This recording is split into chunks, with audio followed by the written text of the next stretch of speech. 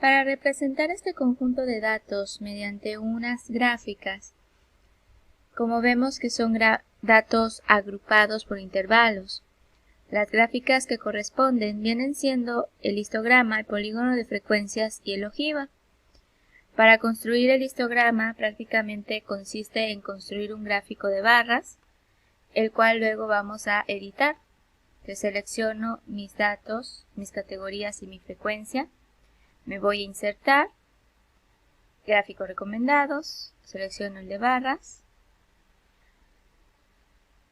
Como el histograma tiene que ser barras pegadas, estas barras le doy clic izquierdo, luego con clic derecho le doy dar formato a serie de datos y donde dice ancho de intervalo aquí voy a borrar y pongo solo 0%.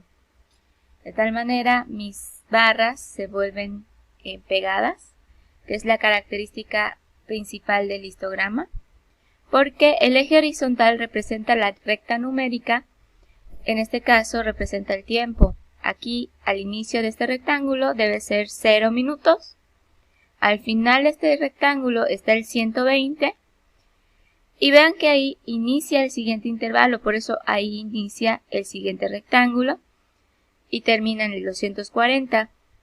El tercer intervalo empieza en 240 y termina en 360. El cuarto intervalo empieza en 360 y termina en 480 y luego hasta 600. Esto también lo podemos editar colocando la etiqueta de datos, poniendo títulos a los ejes. Aquí nada más habría que cambiar para ponerle los títulos, al igual que el título de la gráfica. Esto vendría siendo el histograma. Si nosotros queremos hacer un polígono de frecuencias, hay que construir una tabla nueva. Aquí abajito la tenemos. Esta tabla, aquí nada más puse los intervalos como representantes nada más, pero no los vamos a usar. En su lugar vamos a usar las marcas de clase. Recuerden que las marcas de clase son esos valores que representan a esos datos desconocidos dentro de cada intervalo. Por ejemplo, aquí yo sé que son 14 datos dentro de los 0 a 120, pero exactamente cuánto tardan estos datos, o sea, cuánto tiempo indicaron, no se puede saber.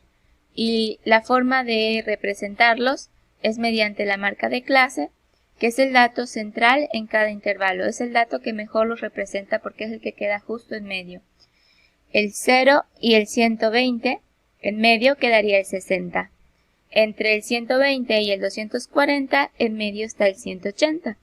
Si ustedes no recuerdan cómo se calcula, si no lo visualizan, podemos aplicar la fórmula. Aquí vean que sumo ambos límites y lo divido entre 2. Es decir, 0 más 120 entre 2. Luego 120 más 240 y el resultado lo divido entre 2. Es importante ponerlo entre paréntesis para indicar que primero tengo que sumar y luego dividir. Y así calculamos de uno en uno las demás marcas de clase. Aquí al ladito puse las frecuencias absolutas, selecciono las marcas de clase junto con las frecuencias absolutas, me voy a insertar, gráficos recomendados, agarro este de puntos y segmentos de recta, que representa prácticamente nuestro polígono de frecuencias, pero observen aquí que no queda encima de lo que es la marca de clase. Por lo tanto, hay que editar el eje horizontal. Si yo le doy clic al eje horizontal, aquí en dar formato al eje de datos, vamos a observar, vamos a poner aquí el valor mínimo y el valor máximo en nuestros intervalos. Aquí en nuestro intervalo el valor más chico es el 0, mientras que el más grande es el 600. Entonces esos dos datos están bien, no los tengo que cambiar.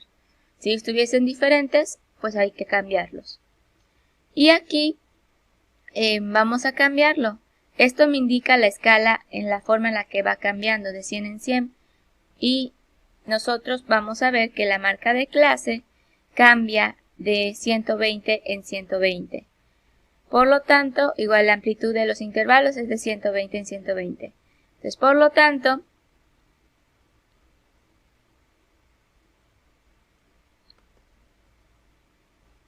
a ver, aquí ya lo cerré, vamos a regresar. Dar formato al eje.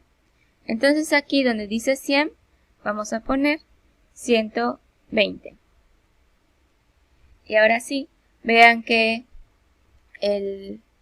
la escala hace representación a cada intervalo del 0 al 120, del 120 al 240, del 240 al 360 y así sucesivamente.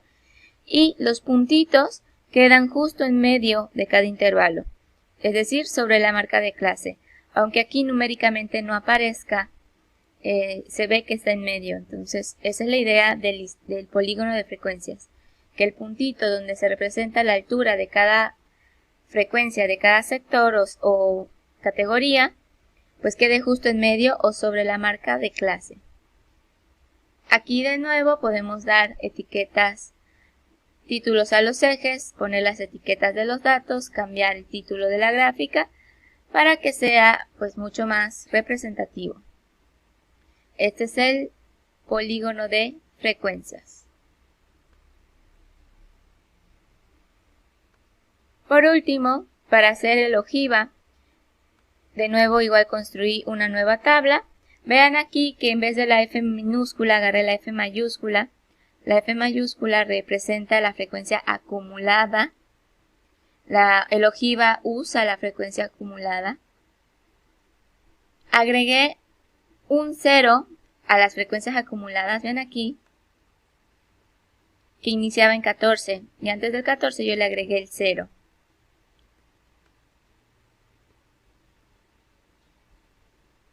Y en la columna que está a la izquierda vamos poniendo los límites de nuestros intervalos.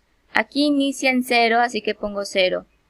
Luego termina en 120, entonces pongo el 120. Luego del 120 llega al 240, así que pongo el 240. Voy poniendo los límites superiores de cada intervalo, a excepción del primero que también tengo que poner el inferior. A ese le pongo el 0. Al inferior del primer intervalo le pongo el 0. Y a todas las demás, que son los límites superiores, voy poniendo la respectiva frecuencia acumulada. Ya que tengo la tabla, selecciono los datos, me voy a insertar, gráficos recomendados, de nuevo me voy al gráfico de puntos y segmentos, y este sería mi ojiva. Sin embargo, de nuevo, la escala no concuerda con los puntos que estoy poniendo, así que vamos a editarlos.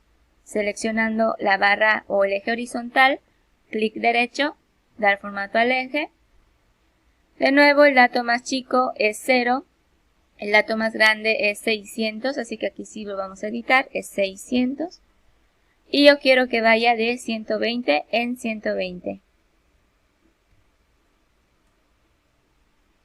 Y ahora sí, vean que las frecuencias acumuladas se van poniendo siempre encima del límite superior de cada intervalo.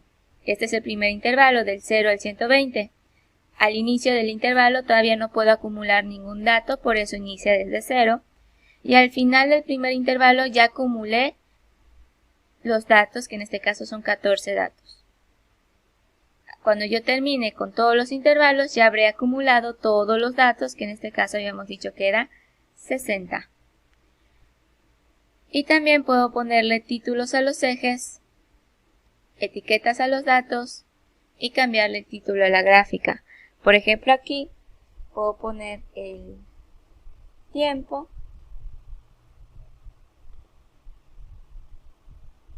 En este es importante, ahorita ya no estamos hablando de números de personas así de sencillo, sino que estamos hablando de una frecuencia acumulada.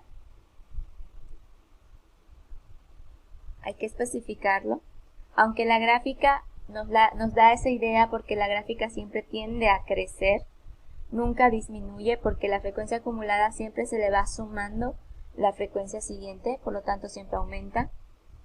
Pero hay que especificarlo para evitar cualquier tipo de confusión. Aquí nada más le puse el título para que vean que es un ojiva, pero podemos ponerle el título como la acumulación de personas que tardan un tiempo específico en la computadora, por ejemplo. Entonces, yo ya sé que, por ejemplo, aquí en 360, estos 47 es la acumulación de personas. Es decir, son 47 personas que tardan de 360 minutos o menos, porque ya acumulé todas las anteriores. No más, sino que menos. Siempre son los datos que quedan por encima, que son datos más pequeños. Y las frecuencias de los datos menores. Y ya, solo tengan mucho cuidado de esos detalles al momento de hacer sus gráficas. Ponerle los títulos correspondientes, los títulos a los ejes y de preferencia pónganle la etiqueta a los puntitos o a las barras para que sea mucho más fácil su interpretación.